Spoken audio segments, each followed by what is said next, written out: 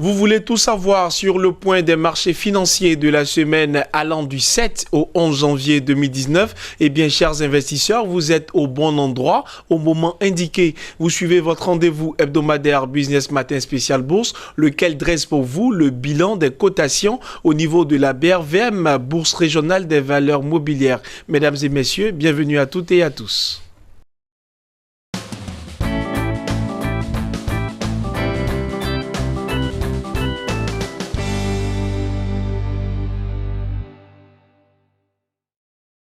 C'est un plaisir de vous retrouver, chers téléspectateurs, pour ce numéro de Business Matin Spécial Bourse. Lodamas est en notre compagnie. C'est notre consultant maison. Il est spécialiste des marchés financiers. Bienvenue à vous, Lodamas. Merci, Daniel. Et c'est toujours un plaisir de vous retrouver sur le plateau. Plaisir partagé. Alors, quelles sont les performances des indices principaux pour cette semaine écoulée?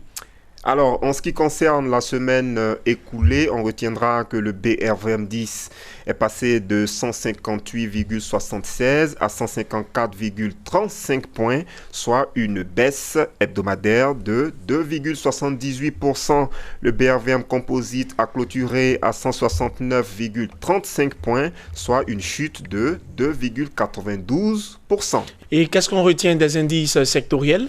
Alors, en ce qui concerne les indices sectoriels, il convient de retenir que le BRVM Industrie a baissé de 2,86%. Le BRVM Service Public a enregistré un repli hebdomadaire de 1%. Le BRVM Finance a trébuché de 5,64%. Le BRVM Transport a fait preuve d'une progression hebdomadaire de 7,36%. Le BRVM Agriculture a baissé de 6,59%. Le BRVM Distribution a enregistré une chute hebdomadaire de 1,32% et le BRVM Haute Secteur est resté stable à 209,76 points. Cap à présent sur les 4 plus fortes variations. Quelles sont les 4 plus fortes hausses de la semaine? Alors, en ce qui concerne le marché des actions, la plus forte progression hebdomadaire a été enregistrée sur le titre Neiseda Côte d'Ivoire qui est passé de 180 à 215 francs CFA, soit une augmentation de 19,44%.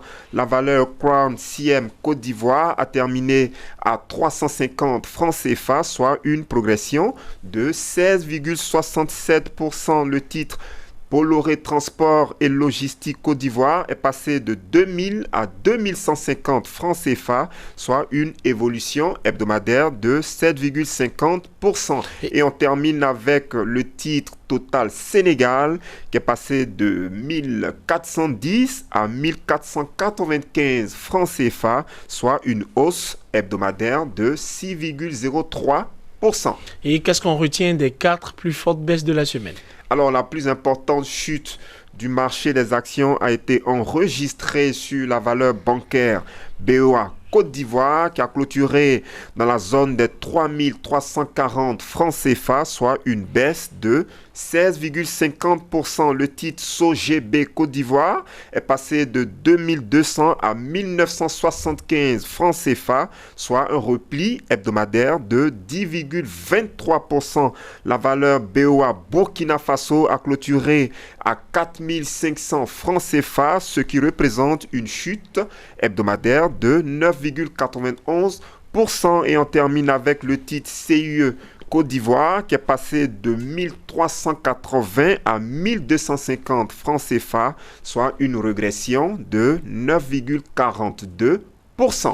Chers téléspectateurs, vous avez été nombreux à vous poser des questions sur comment investir en bourse. Eh bien, la rédaction de Business Matin Spécial Bourse s'est portée volontaire pour vous apporter des éclaircies sur la question. Déjà, on commence avec la BRVM. Cher Lodamas, on a beaucoup entendu parler de Bourse régionale des valeurs mobilières. Qu'est-ce que c'est?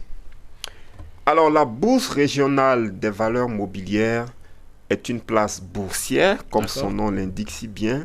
Mais il faut savoir que cette place boursière concerne une zone monétaire en Afrique, en l'occurrence la zone UEMOA. La zone UEMOA qui est l'Union économique et monétaire ouest-africaine, qui regroupe 8 pays qui ont en commun, qui utilisent une monnaie commune, en l'occurrence le franc CFA. Donc dans l'UEMOA, on retrouve par exemple le Bénin, on a aussi le Burkina Faso, la Côte d'Ivoire, la Guinée-Bissau, le Mali, le Niger, le Sénégal, le Togo. Vous comprenez? Donc, ce sont ces 8 pays qui ont en commun une place boursière appelée la BRVM. Et le siège de cette place boursière est bien sûr au niveau d'Abidjan. Mais dans chaque pays, il y a ce qu'on appelle des antennes nationales. Et on rappelle également que sur le marché des actions de la BRVM, on a pour l'instant 45 sociétés qui y sont cotées. D'accord. On a aussi beaucoup entendu parler de SGI. Comment on définit cela? Alors, la SGI, en expliquant ce terme, la SGI signifie la Société de gestion et d'intermédiation. La Société de gestion et d'intermédiation. Exact. Donc, quand vous entendez parler de la SGI ou bien une SGI, le terme SGI signifie Société de gestion et d'intermédiation. D'accord. On va entrer maintenant dans les détails. D'accord. Vous êtes investisseur. Vous souhaitez, j'ai envie de dire, acheter des titres et les revendre pour, par exemple, glaner des plus-values. D'accord. Mais comment cela se passe concrètement? En tant qu'investisseur, vous ne pouvez pas aller directement au niveau de la BRVM pour dire, par exemple, que vous voulez acheter des titres. D'accord. OK? Vous êtes obligé de passer par un intermédiaire. Vous êtes obligé de passer par, entre griffes, une société de courtage. Une société qui va s'interposer entre les investisseurs et le marché de la bourse. D'accord. Et ce type de société, c'est justement la société de gestion et d'intermédiation. Donc la SGI sert en fait d'intermédiaire entre les investisseurs et le marché de la bourse. Et la SGI gère le portefeuille des investisseurs. D'accord. Ouais. Alors, un investisseur a trouvé la SGI dans laquelle il veut aller. En ce moment-là, comment se passent les achats, les ordres? Alors, on va encore expliquer les choses. Lorsque vous êtes investisseur et que vous êtes intéressé par le marché de la bourse, pour pouvoir être actif sur ce marché, pour pouvoir mener des transactions sur ce marché, vous êtes obligé d'ouvrir un compte titre dans une SGI. D'accord. OK? Donc, la première étape en tant qu'investisseur, lorsque vous voulez acheter des actions sur le marché de la bourse, vous devez obligatoirement ouvrir un compte titre dans une SGI. De la même manière que vous vous rendez dans une banque commerciale pour ouvrir un compte espèce, pour y mettre votre argent, vous devez, si vous êtes investisseur, vous devez donc ouvrir un compte titre dans une SGI pour y mettre des titres. D'accord. OK? On loge des espèces dans un compte bancaire, dans un compte espèce. On loge également des titres dans un compte titre. Et ce compte titre-là, vous devez l'ouvrir dans une SGI. D'accord. OK? Et c'est l'ensemble des titres que vous allez acquérir en tant qu'investisseur. C'est cet ensemble-là donc qu'on appelle le portefeuille de l'investisseur. D'accord. Donc, vous ouvrez un compte titre dans une SGI et la SGI se chargera, par exemple, de gérer votre portefeuille, c'est-à-dire de gérer l'ensemble des titres que vous allez acquérir sur le marché de la BRVM. D'accord. Et parlant de gestion des titres, parlant de gestion du portefeuille, il y a 3 grands modes de gestion du portefeuille. Justement, lesquels? Alors, le premier modèle, on a par exemple ce qu'on appelle la gestion autonome. D'accord. Donc, vous ouvrez un compte titre dans une SGI et vous, en tant qu'investisseur, c'est vous qui allez passer vos ordres directement. C'est-à-dire, vous allez dire à la SGI, achetez-moi 10 titres EcoBank à tel prix, achetez-moi 10 titres Sonatel Sénégal à tel prix, etc., etc. Donc, vous-même, vous gérez votre compte titre. OK? La gestion autonome. La gestion autonome. Vous passez vos ordres vous-même sans avoir forcément besoin d'une assistance particulière de la part de la SGI. OK, ça c'est la gestion totalement autonome. Le deuxième modèle, c'est la gestion conseillée. D'accord. Elle consiste à quoi? Vous êtes investisseur, vous passez des ordres au niveau de votre SGI, mais vous vous faites assister par la SGI en termes de conseils, en termes de recommandations. Donc, votre gestionnaire de portefeuille, ou bien votre conseiller financier qui est au niveau de la SGI va par exemple vous dire, après avoir analysé le marché, voici les opportunités pour spéculer, voici les opportunités pour épargner, etc., etc. Donc, la SGI va vous donner des conseils, va vous faire des suggestions en matière d'investissement, mais le dernier mot vous revient. D'accord. Vous n'êtes pas obligé de suivre les conseils qui vous seront donnés par votre SGI. D'accord. Ce modèle, c'est ce qu'on appelle la gestion conseillée. Le troisième modèle, c'est la gestion sous mandat. Vous êtes investisseur, vous n'avez pas le temps matériel pour suivre votre portefeuille, mais vous avez de l'argent et vous souhaitez rentabiliser cet argent au niveau du marché de la bourse. Qu'est-ce que vous faites? Vous confiez votre argent à votre gestionnaire de portefeuille et vous lui donnez la pleine autorisation pour pouvoir donc faire fructifier cet argent au niveau des marchés financiers. Donc on dira en langage un peu technique que vous lui donnez mandat pour rentabiliser votre portefeuille. Comme son nom l'indique d'ailleurs, la gestion Voilà. sous mandat. Vous lui donnez mandat, donc ce style de gestion est donc appelé la gestion sous mandat. D'accord. OK? Donc, voici en gros les trois modèles de gestion qui sont pour la plupart du temps pratiqués par les SGI. Donc, trois modèles de gestion qu'on appelle aussi des contrats. Oui, évidemment. C'est-à-dire, lorsque vous entrez en collaboration avec votre SGI, vous serez forcément sous mandat. D'accord. Sous contrat. Sous contrat, je dirais. Merci pour le rectificatif. Vous serez forcément sous contrat. C'est une collaboration formelle. D'accord. Donc, cela doit être matérialisé par un contrat. D'accord. Un contrat qui va ressortir vos obligations et un contrat qui va également faire ressortir les obligations de votre SGI. Donc, lorsque vous ouvrez votre compte titre, il convient pour vous, en tant qu'investisseur, de lire attentivement le contrat qui vous est soumis. Et lorsque vous pensez que les clauses vous arrangent, lorsque vous pensez que vous êtes confortable avec ces différentes clauses, vous pouvez en ce moment signer le contrat et démarrer une collaboration formelle avec votre SGI. Alors, on suppose que le contrat, il est désormais signé. De façon concrète, comment se transmet les ordres d'un investisseur à sa SGI? Alors, nous allons encore faire l'effort d'expliquer les choses. Vous êtes un investisseur, vous voulez transmettre des ordres au marché, mais la loi dit que vous êtes obligé de passer par un intermédiaire qui est la SGI. D'accord. Donc, au préalable, il vous faut ouvrir un compte titre dans une SGI. OK. Vous vous rendez dans la SGI, vous avez ouvert votre compte titre. Maintenant, comment cela se passe concrètement en termes de passation des ordres? Alors, la première étape, avant de passer les ordres en tant qu'investisseur, il vous faut d'abord analyser le marché. D'accord. OK? Vous suivez le marché, vous suivez l'évolution des titres, vous essayez de repérer certaines opportunités. Donc, cette première phase, c'est la phase d'analyse du marché. Peut-être à une autre émission, on pourra revenir sur cet aspect des choses. Comment un investisseur doit analyser le marché. C'est tout un séminaire, Daniel. D'accord. On aura l'occasion. OK. Donc, première phase, analyse du marché. Donc, à la suite de l'analyse du marché, vous allez répertorier certaines opportunités d'investissement et donc vous allez sélectionner vos titres.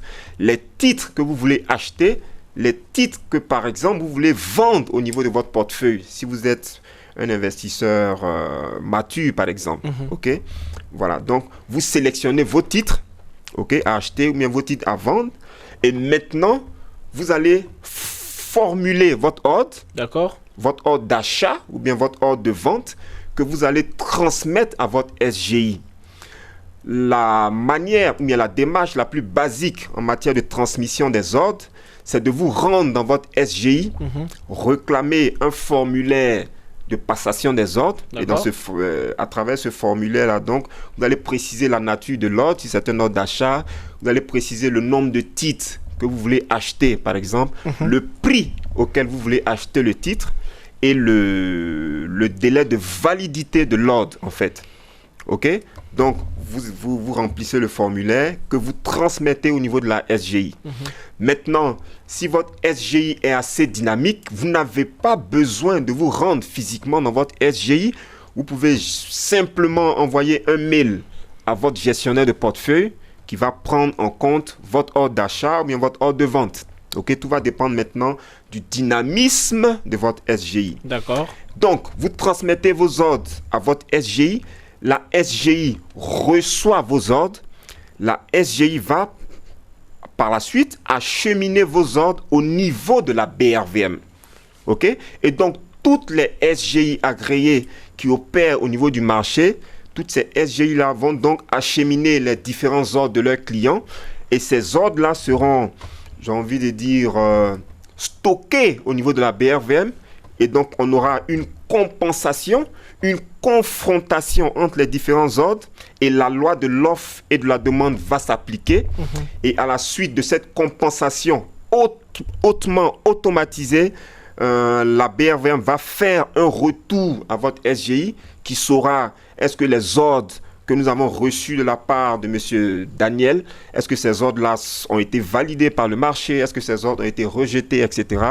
Et lorsque cette SGI reçoit ces informations, elle vous fait également un retour pour que vous puissiez savoir si vos ordres ont été pris en compte par le marché. Parce que nous le rappelons, le marché de la bourse voit l'application de la loi de l'offre et de la demande. D'accord. C'est pareil, je veux dire, c'est un peu comme ce qui se passe au marché ordinaire où on vend de la tomate, on vend de la viande, etc. C'est la loi de l'offre et de la demande qui s'applique. Mais dans le cas d'espèce, c'est un système totalement automatisé et donc la SGI recueille ces informations et elle vous les retransmet de sorte que vous savez maintenant si les ordres que vous avez transmis à votre SGI ont été pris en compte ou pas. Du coup, on comprend bien le rôle de la SGI puisqu'on parle d'intermédiation à l'intérieur. Exactement. Donc, la SGI va jouer un rôle d'intermédiaire entre vous, l'investisseur, et le marché de la BRVM. Du coup, il faut comprendre qu'il n'y a pas de lien direct entre l'investisseur et la BRVM. Vous êtes obligé, en tant qu'investisseur, de passer par une SGI si vous voulez opérer sur le marché de la bourse. Merci Arnaud Damas. Alors, en 2018, vous parliez également dans vos commentaires du CREP-MF. D'accord. Qu'est-ce que c'est? Alors, le CREP-MF, c'est le Conseil régional de l'épargne publique et des marchés financiers.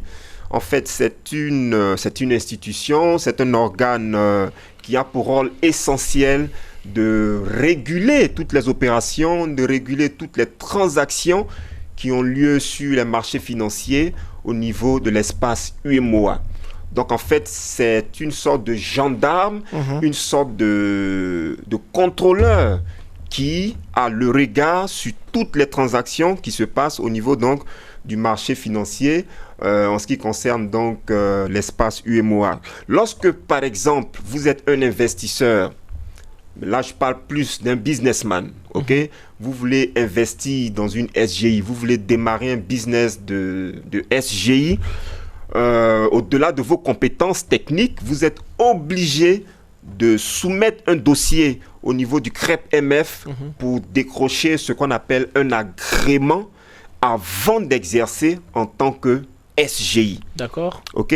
Si vous êtes un État que vous voulez émettre, par exemple, un emprunt obligataire pour lever des fonds afin de réaliser certains investissements dans votre pays, vous êtes obligé de soumettre cette opération au niveau du CREP-MF. Le CREP-MF va l'analyser et va vous donner son autorisation pour pouvoir donc lancer cet emprunt obligataire. Vous comprenez donc tout ce qui est agrément des SGI agrément des apporteurs d'affaires, agrément des agences de notation financière, tout ce qui est opération d'introduction en bourse, opération d'émission d'emprunts obligataires, etc. Toutes ces opérations-là donc sont soumises au préalable au CREPMF afin qu'ils puissent donc donner une autorisation, un agrément avant que vous ne puissiez lancer cette opération financière au niveau de l'espace UEMOA. Donc en clair, c'est un gendarme, c'est l'autorité de régulation des marchés financiers au niveau de l'espace UEMOA. Alors nous sommes pratiquement à la fin de l'émission. Ça sera quoi votre mot de fin à l'endroit de nos chers investisseurs qui nous suivent? Alors le mot de fin, c'est que lorsque vous êtes un investisseur et que vous voulez intervenir au niveau de la BRVM, qui est la Bourse régionale des valeurs mobilières, qui est la place boursière de l'espace UEMOA, vous êtes obligé de passer par un acteur fondamental qu'on appelle la SGI. D'accord. La SGI qui est donc la Société de gestion et d'intermédiation. Donc en passant par cette SGI, vous devez ouvrir un compte titre, ok? Et c'est à travers ce compte titre-là que vous allez constituer votre portefeuille et vous allez suivre l'évolution de votre portefeuille. Et on a rappelé rapidement 3 styles de gestion au niveau de la SGI. On a parlé de la gestion autonome, on a parlé de la gestion conseillée, on a également parlé de la gestion sous mandat. Mais une question peut se poser, Daniel, comment faire pour choisir sa SGI? Quels sont les critères que l'investisseur doit privilégier lorsqu'il veut choisir sa SGI? Parce que ce qu'il faut savoir, c'est que les SGI sont en concurrence au niveau de l'espace UEMOA. Chaque SGI a sa stratégie commerciale. Chaque SGI a sa tarification. Okay? Chaque SGI a ses exigences, a sa manière de fonctionner. Et donc, lorsque vous voulez ouvrir un compte titre, il convient d'adopter une démarche efficace. Quelle est cette démarche? Comment collaborer efficacement avec sa SGI? Vous voulez en savoir plus? Bien sûr, je pense qu'à la prochaine émission, on aura l'occasion d'en parler. Exactement. Donc, nous donnons rendez-vous à tous les téléspectateurs à la prochaine émission et nous pensons que nous pourrons donner encore des informations très intéressantes sur la collaboration entre les investisseurs et les différentes SGI. Merci Allo Damas. C'est moi qui vous remercie. Chers téléspectateurs, ce fut un réel plaisir pour nous de partager avec vous ces quelques informations. Nous vous donnons rendez-vous la semaine prochaine à la même heure. Pour l'heure, restez sur Business 24 Africa.